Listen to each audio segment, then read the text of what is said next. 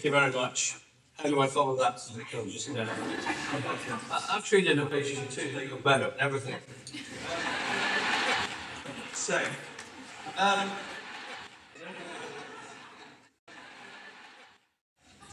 because this is a T-shirt that Greg gave me 4 years ago when I got booted off Wikipedia. I can't believe it. I really can't believe it. I've lost my microphone. So no one happened. So yeah, you think getting cancelled is a COVID thing? I was getting cancelled years ago. It was cancelled, and now, oh, what's this thing? Right, which I need. Right, I've got 2 minutes to do my presentation. We're about to enter the outer limits. People remember this? Well, I was managing to do real clever things with the presentation, but then we go, there's that! That's scary. And it's so scary that we even have William Shatner. I'm scared. There's not much scare as him, is there? So, no, I just want to kind of get you thinking, get you out of your comfort zones. You're already out of your comfort zones, I think, from what we've heard already. Next slide. Blue pill, red pill. We've all seen this one. What makes you go into the strange world where we're all harvesting for electricity? Or whichever one it is. A lot of people don't want to be harvested for electricity, or they don't want to know they're being harvested for electricity. So they're quite comfortable. Getting people out of the comfort zone, I think, is the hardest trick we got here.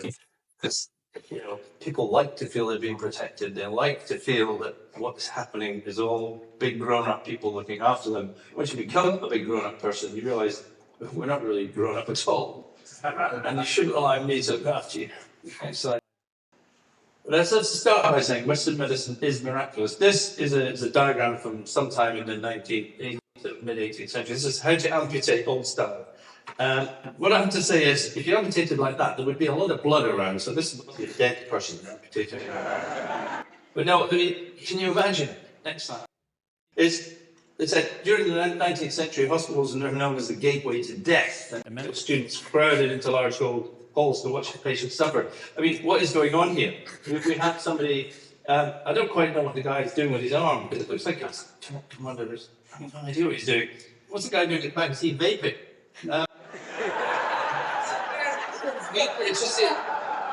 It's just the expression as well. It's like, okay, next slide, please.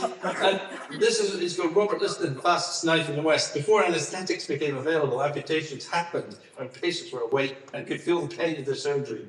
Can you imagine? So doctors who removed limbs the quickest was popular. And Robert Liston, a Scotsman like myself, he gained the record for amputating a leg in 30 seconds. I mean, 30 seconds it's going. So he's the fastest knife in the West End, and he ran the surgery in London. And the first anaesthetic was used in 1846. On one occasion, he was so quick to amputate the leg, he chopped off his patient's testicle as well. I mean, okay, it was quick, but it wasn't very accurate, was it? And during the surgery, he gained a 300% mortality rate because he accidentally cut off 3 of the fingers of his assistant. So Danger was right to death, and he died when Liston wheeled his knife back and he was like wiping it like this, and the patient, the spectator, fell down dead from the shock. So he killed the patient, his assistant, and a spectator. So that's how medicine was. It wasn't good. Next slide. So we have anaesthetics. Hooray! We have sterile operating techniques. Hooray! We've got antibiotics. Thank God. So, things might not be great now, but you really don't want to have yourself operated on 200 years ago. Next slide, please. So nothing is perfect. I'm aware of that. Click on it. It's just there's no perfect system. Click on it again. Personal bias and beliefs have been there ever since we've started in medicine. And again, so you can go back one. The things that we've done that have been really stupid. Miasma. The infection is spread by nasty smells. Removal of the toxic colon, commonest operation in the 1920s. Whatever your symptoms were, they removed your toxic colon. Radical mastectomy, tonsillectomies, strict bed rest following a heart attack. This must have killed hundreds of millions. Hundreds of millions. Next slide, please. And this is like plague is transmitted by a pleasant smell. So you can imagine you're feeling pretty ill. Someone says, the doctor's coming. There's a knock on the door. It's like, oh! This is what they look like. So you think of PPE nowadays. This is PPE, proper old style. There's a leather coat, there's gloves, there's goggles of some sort, and a stick to beat people away with. I quite fancy one of those. Just go out of the room. You're annoying me. This is my bedside, but it must be better than this guy. The mask had holes into which was placed theriac and or nutmeg. Now, nutmeg was placed into the mask. It was believed that nutmeg smell prevented you from dying of the plague or catching the plague. There's 2 islands where nutmeg was produced off in the Philippines, and the Dutch and the British fought a war for 100 years over nutmeg. And in the end, the British said, you can have these 2 little islands, and we will have New Amsterdam. So Britain took over New York, and that's why you're speaking English in this country, rather than Dutch. All because of this thing, theriac. I never heard of it. Next slide, please. Theriac. This was preventive medicine for 2,000 years, based on mithridatism. Mithridatism being you take a small amount of something and you will gain resistance. You get immunity. Theriac was hugely expensive. This is where whatever it came from Shakespeare. They used to make this stuff, and it was enormously expensive, and it contained hundreds of different things. And people took it, and they paid a fortune for it. And nowadays you could statin, blood pressure lowering agent. A small dose of poison to build up immunity. How does that sound? Well, at the time when theriac went, late 17th century, along came vaccination and also homeopathy. You take a small amount of something, and that protects you in the future. So it's interesting, the transformed idea, because no one had any idea why a vaccine would work when it first came out, or even if it did. Next slide, please. So how I used to be like this, the doctor. I was happy. Medicine was going smoothly. It was a great thing, and I was doing a great thing, and I was curing people, and everything was fantastic. Next slide, please. How I am now. Because it's kind of gone a bit, really. Next slide, please. So, Bio-Red Pill, this starts with, is from Alice in Wonderland, which is one of my key texts that I use to understand this. I particularly like this one. It says, can you do addition? What's 1 and 1 and 1 and 1 and 1 and 1 and 1 and 1 and 1? And I don't know, I said, I've lost count. Now, that's something I'm going to say a couple more times. I've lost count. A lot of the stuff that we see now is because people have just lost count. Next. Michel de Montaigne, I never heard of him. I mean, French philosopher. The father of the essay. He wrote Essayer to try in French, and he was the first essayist in the world. Difficulty is a coin the learned make use of, like jugglers, to conceal the inanity of their art. It's also something that pharmaceutical companies do to conceal the inanity of their art. Slide, please. This is where I started off. I think this hotel's posh. You want to try this one. This hotel's so posh, Americans come to stay in it. And it's got about 800 golf courses, and it's got Princess Anne's got stables there. It's got croquet on the front lawn, you know, if you ever played croquet. And I went there on a freebie from a pharmaceutical company. Yes, they were happy days. And at that conference, they came up with the MRC. Medical Research Council. This is the first trial on lowering moderately raised blood pressure. Prior to this, no one had ever done such a study, but the MRC was set up to do this. And we were there, and we were going to be presented with the glorious results of the trial. Next click is the primary results. Next one. The stroke rate was reduced. 60 strokes occurred in the treated group, 109 in the placebo group. Are you going to say after 17,354 participants? No difference in coronary events, 220 events on active treatment, 234 in the placebo group. And there was no difference on mortality from all causes. This is the number one thing. You can misdiagnose all sorts of things, but you can't yet misdiagnose whether somebody's dead. This is the critical thing. Next point, please. There were 248 deaths in the treated group, 253 in the placebo group. Now, yes, we know it's not statistically significant, but I just thought for my life, for a bit of amusement, we have here a trial lasting 17,354 patients over 5 years. So there's 5 less deaths after 43,000 years of treatment, which is 8,600 years to prevent one death. So it's like saying to someone, giving them an antibiotic, well, I have to take this for 8,600 years. I'm sorry about that. This is a place in Turkey, it's a 9,000-year-old city that was being excavated. Well, if one of those people would still be alive if they had been started taking antihypertensive treatment at the time. Is that how statistics works? Next slide, please. If you've been at Stonehenge, you've still got another 3,000 years to wait. This is a relatively new thing. Next slide, please. So this was everybody else at the meeting. They all sat there and they wrote it down and they went, yep. And next slide. And this was me. Look again. I sat there and I thought, what? That's it. Come on. Next slide, please. So I started my little long and winding road. I know the CrossFit people here who see that long and winding road, but yeah. And I'm more like, get your bus and be. But, next slide, please.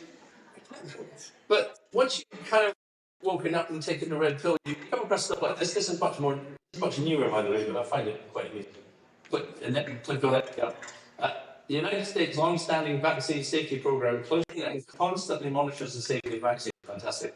A critical part of the program, the Immunization Safety Office identifies possible vaccine side effects and conducts studies to determine whether health problems are caused by vaccines. Click on. One more click. Data show that the current US vaccine supply is the safest in history. Next one, next slide, and click on. And this was a letter sent to the CDC under Freedom of Information. I'm not an anti-vaxxer. I'm not an anti-vaxxer. I'm not an anti-vaxxer. Anyway, they asked all documents in the CDC's possession which compare the health outcomes between children that have received vaccines and children that have never received any vaccines. So have you got any information, please? And this was the reply of the CDC. A search of our records failed to reveal any documents pertaining to your request. The CDC has not conducted a study of health outcomes in vaccinated versus unvaccinated populations. Next slide, please. Hang on. What? I mean, come on. And what the red pill also gets you is, this is from the Daily Mail. We already had the Daily Mail. I love the Daily Mail. This is me. This is almost 4 years ago. The deadly propaganda of the statin deniers. These drugs do protect you from heart attacks, but as this devastating investigation revealed, thousands are now refusing them. Because of me, Mark and Kendrick, Dr. Zoe Harker, who can't come because she didn't get any vaccines, and Dr. Razzie Malhotra, who decided not to join us in our libel suit. And our libel suit's still going on. And it will still be going on in 4 years. And I can't talk about vaccines because of this. Right, next slide, please. My long and winding road, this is more my kind of long and winding road. It started with a diet heart hypothesis, which, as we all know, looks something like this. We have the eat well plate, otherwise known as the drop dead plate. We can see you can eat lots of bread and potatoes and whatever else. That's funny coloured stuff at the top. And vegetables and vegetables. Wonderful carbohydrate. And you can't eat very much of anything else. I don't know why butter didn't get the dairy section. But then we have a McDonald's cheeseburger, which is the most deadly thing known to man. But I'd like to point out that the McDonald's cheeseburger is primarily made of a bun. There's a bit of cheese on it, which you're allowed. There's quite a lot of vegetables and not much meat. So actually, I've decided that McDonald's hamburger is the eat well plate made real for us all. We think not. Next slide, please. So I'd started to look at this and thinking, this literally is bunk, isn't it? The guy I now know well, James Lafanin, wrote a book, Eat Your Heart Out, 1987. A controversial bestseller that exposes the healthy eating con. Basically saying that, the idea that eating fat is bad for you is nonsense.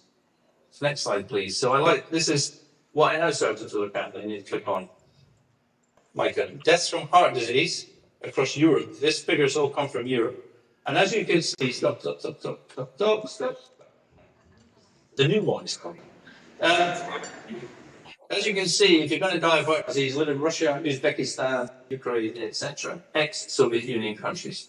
As you move to Western Europe, the rates of heart disease fall and fall and fall. We now let's look at energy for fat in the diet. Yes, thank you. And here we go, bang. Dark red countries eat the most fat of all the countries in Europe. It's like, Have a look at that and tell me that eating fat causes heart disease. Go on. This this data comes from 20 years ago. The reason why is that they stopped providing the data on fat and saturated fat intake in these statistics. You can't get it anymore. If you click on it, it's just showing you have to go on a Wayback Machine to actually see this. Click on here. And then the next slide, I took out the data that existed and said, here are 10 countries. The 10 countries that eat the least saturated fat are Georgia, Azerbaijan, Ukraine, Russia, Israel. And the ones that eat the most saturated fat, which is Spain, Italy, UK, Switzerland, France. Now, if you see the cholesterol levels on the right-hand side, by the way, these are the world measurements. The US uses a weird milligram per deciliter measure. The rest of the world uses proper measurements. 200 in the States is 5.2 millimoles per litre. As you can see, if you ate less saturated fat, you tended to have lower cholesterol levels. As the more saturated fat, you tended to have higher cholesterol levels. But as you can also see, in Georgia, at the least saturated fat and at the lowest cholesterol level, the rate of cardiovascular deaths was 10 times that in France. 10 times as high. Saturated fat is obviously terribly bad for you. Next slide, please. And then in Scotland, where I graduated from, we had a review of this is all deaths, not just cardiovascular deaths, the things that mean you're most likely to die of anything. In the next 10 years. So at the top, so it's already a very complicated graph. At the top, your previous myocardial infarction. So unsurprisingly, if you've had a heart attack, you're quite likely to die. Next, plasma fibrinogen. I never heard of that. I've just written a book about it. Why does clotting cause you to die? Move down, and you can see at number 5 is urine potassium, and the minus sign means that's protective. So having a high potassium intake is enormously protective. As protective as smoking cigarettes is damaging. How many people even have heard of this? You move further down, you get to number 11, urine sodium, minus 11. In other words, having a high sodium intake is protective against dying. You get to number 21, total cholesterol. The NS is not significant. In other words, it's just be a chance finding a number total amount probability and stuff. So essentially, this study we just click on was done in Scotland. And this is the type of information I was looking at. But what are we talking about here? Next slide. This next one is a real next bit. This is looking at 181 countries in the world. I think there's 189 countries in the world, and looking at the level of cholesterol versus the risk of death. The one on the left is for men, and the one on the right is women. So, as you can see, lots and lots of dots all over the place, but you can't be very clever to draw a line through them. You can see that the line here is from, basically, the higher your cholesterol is, the less likely you are to die. And for men, that's quite a significant result. For women, it's an enormously significant result. Such that, weirdly, the line crosses 0 at 5.5. So according to this, if your cholesterol is above 5.5, which would be about 250, you'll come back to life. And so we'll have zombies wandering in the world with high cholesterol level. I feel all right. And then you go to your doctor and you go, well, you're looking all right. It's kind of surprising, but you probably need a statin. Next slide, please. And this is another really complicated drug that used in making. In the UK, they've done a huge biobank study, and also a private health survey, England and Scottish Health Survey, looking at things that cause you to die. In this case, cardiovascular disease. And they're looking at the same things, and the figures are slightly different. So at the top, we have HbA1c, which, as you can see, has a ratio of 3.86. In other words, that's pretty dangerous. You go down to self-reported cardiovascular disease. Surprisingly enough, if you've already got cardiovascular disease, you're more likely to die of cardiovascular disease. And you keep moving down, and we get to total cholesterol. All right, total cholesterol per 1 millimole per liter increase, which is 32.84 milligrams per deciliter. And as you can see, as your cholesterol goes up, absolutely nothing happens to your risk of cardiovascular death at all. It remains exactly in the same place. So, as you can see, I ended up thinking the cholesterol hypothesis is bunk, which is why I end up with t-shirts like this. And next slide, please. But we're all asking, believe this, analysis 2 plus 2 equals 5. 1984 is my other book, as I use a reference for medicine. Then the end of the party would announce 2 and 2 made 5, and you would have to believe it. And this is the kind of stuff we're supposed to believe. Natural herd immunity should not be used as a means of pandemic control. We should need to focus on using successful virus suppression strategies until we reach herd immunity with the new vaccines. In other words, the vaccines are better at protecting you from a secondary infection than getting the natural infection. Now, you can believe that if you want. I just looked at statements like that and thought, no. This is utter crap. Somebody just said something this morning saying that they've actually now admitted that if you're naturally infected, you are, I think, 3 times more likely to be protected against the next infection if you've got seriously ill at the time. Next one, please. Why does this happen? This is money. This is actually a guy named Sepp Blatter from the Federation of International Football Association. Which was entirely corrupt and everything was run by money. If you wanted to have the World Cup in your country like Qatar, which is a great place to have a football World Cup, as you know, it's a huge footballing tradition, and it's 150 degrees in the shade in the summer, and it has no football stadiums, just the place for a bit. I know what you mean. But it's football is football. I know that America's called soccer, but you're not actually kicking in football in America. You have to throw in. They should call it handball. Next slide, please. But this is just looking at the FDA. However, you would hope it's not a corrupt organisation, and of course it's not. And Dr. Robert Califf is Obama's nominee for the head of the FDA. Next, click again.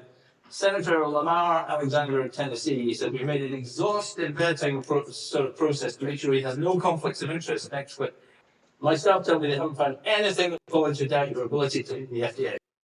Click on this is Robert Califf. Happy to smile. Next picture. Conflict of interest statement. This could be 5 seconds, by the way, to find this conflict of interest statement. Click again. And here's the conflicts of interest. Mark Roche, Bayer, Janssen, Eli, Ocean Plan, Amwin, Novartis. I mean, you name a pharmaceutical company, he's been paid by them. Next, but with some money, so again. My staff tell me they haven't found anything.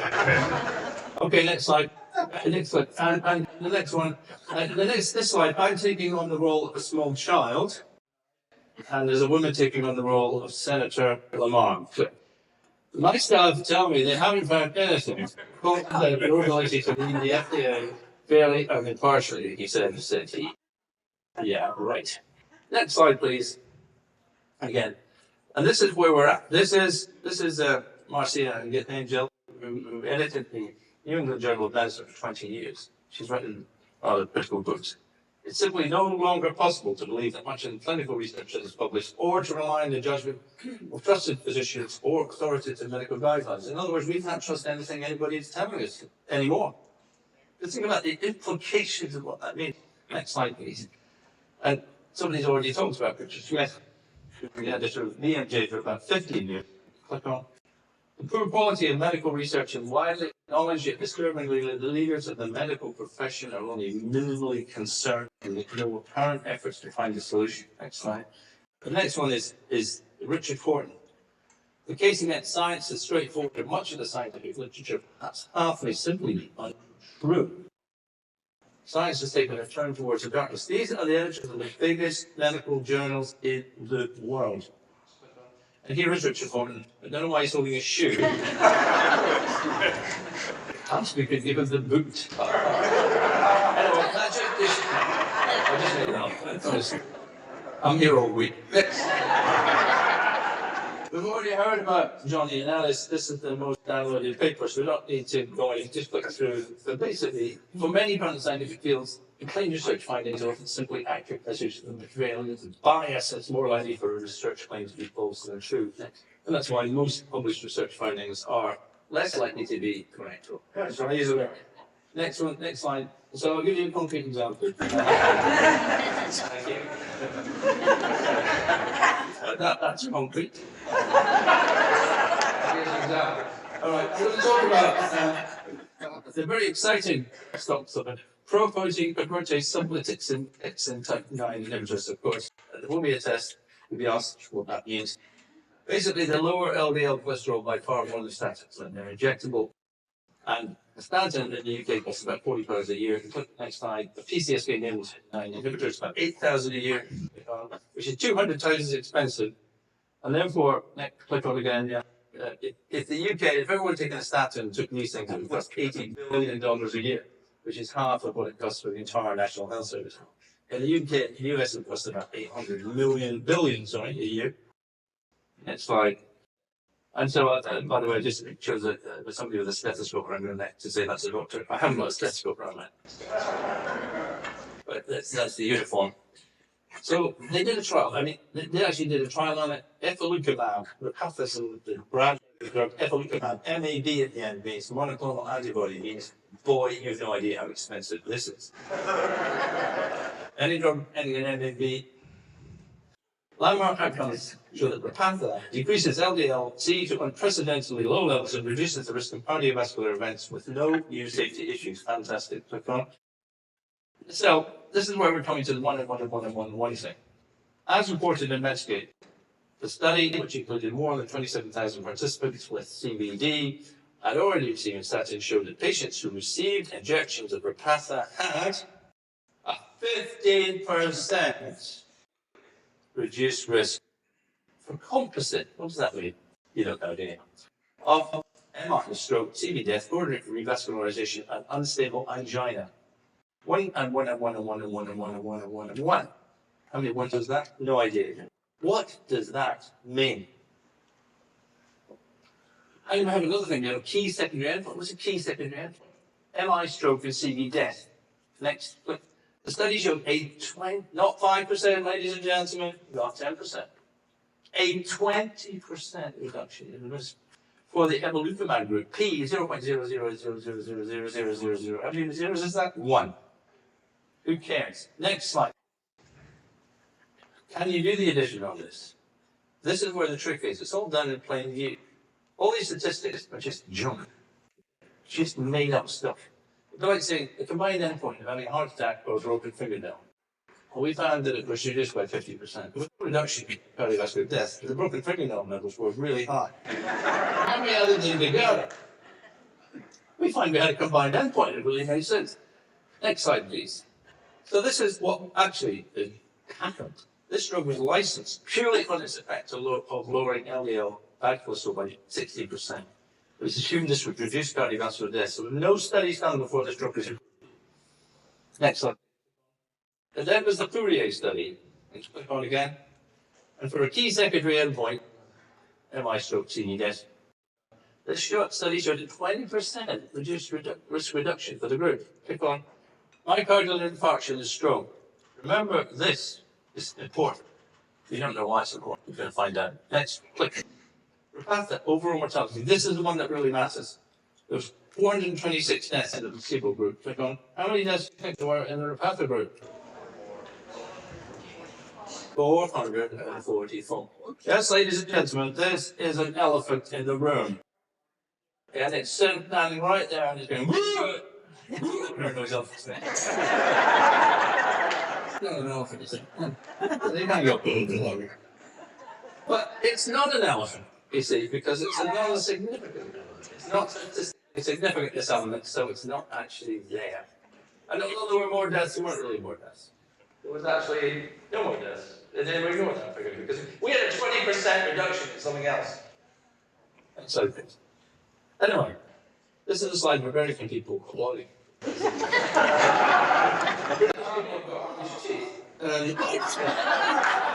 And we never get as happy about that as any. Nothing makes us as happy as that.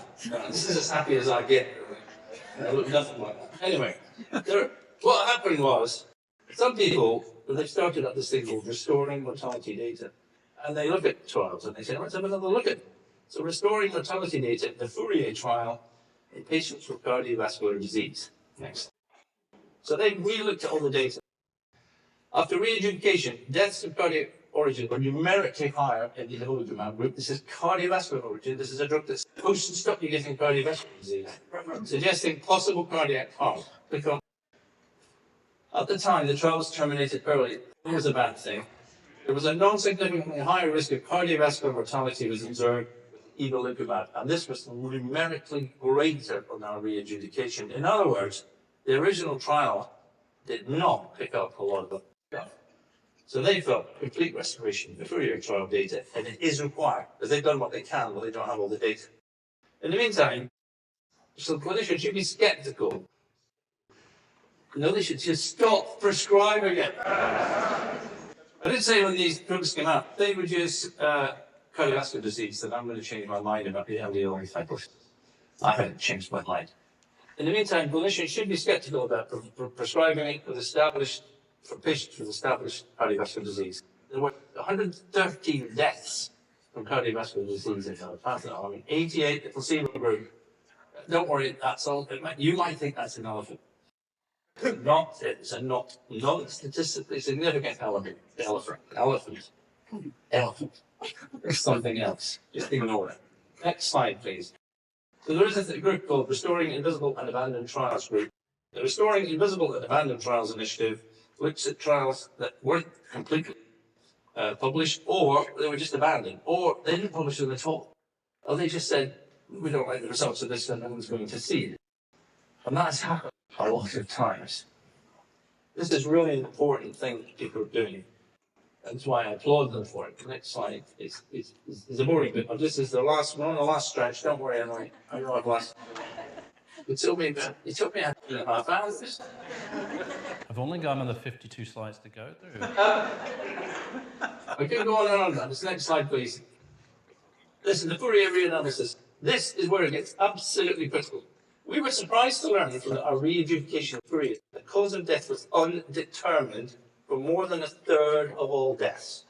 They didn't know what anybody actually died of. So this is absolutely key. Similar unrecognized uncertainties probably apply to the apparent results of many other trials. In other words, we have a situation where people don't know what the participants in clinical trials are. Well, they know in some cases, but for a very large percentage, they have no idea what they died of. We were surprised to find no evidence an autopsy was performed. They didn't do autopsies. And if you don't do an autopsy, how the hell do you know what somebody died of? For sure, you don't answer. Next.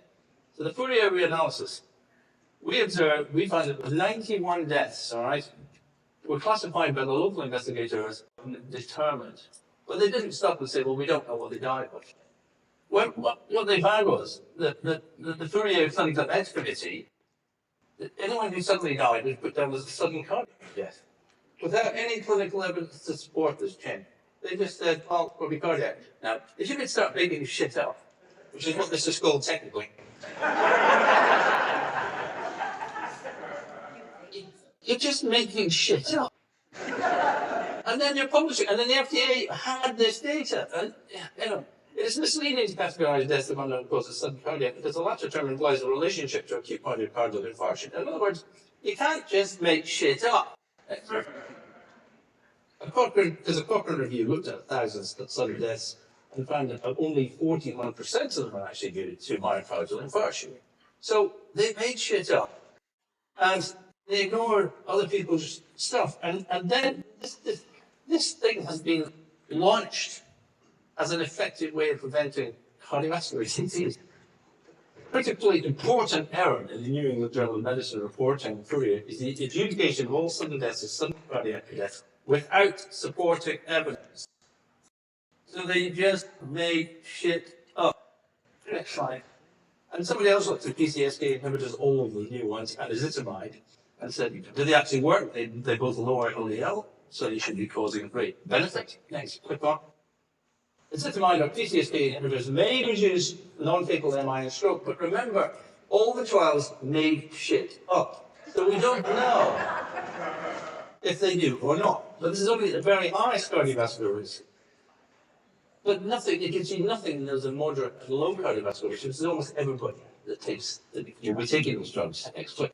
So basically, adding ezetimibe or PCSK inhibitor is statin intolerant adults. Had no significant effect on all-cause of cardiovascular mortality. No effect. And they're launched and they're out there. So what do we know? We know many trials are buried. I'm not going to talk about NCA because I don't have time. Next. We know that investigators are just making up causes of death. We know the FDA doesn't do its job.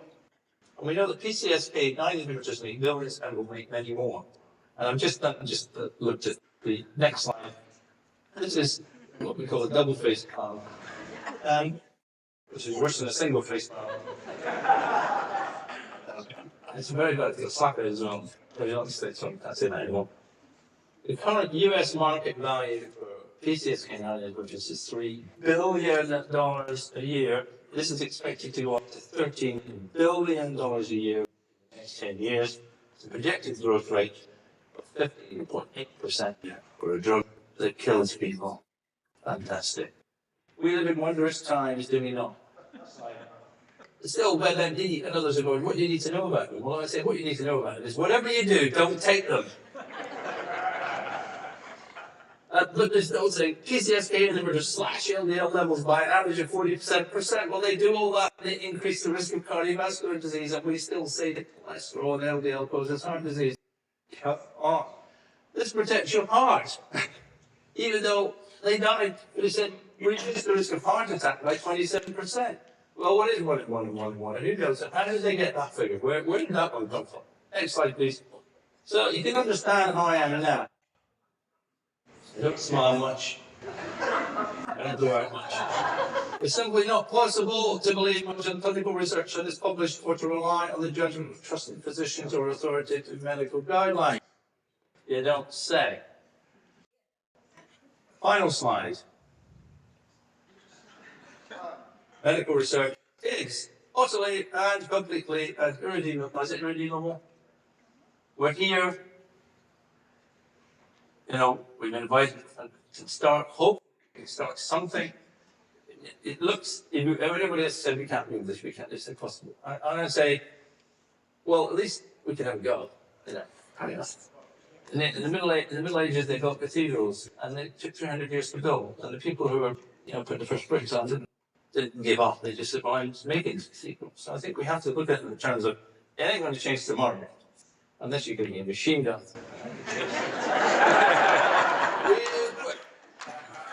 Maybe I'm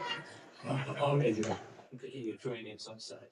And so I think we have to try, but at the moment we are in a terrible situation. And that was me. Thank you very much.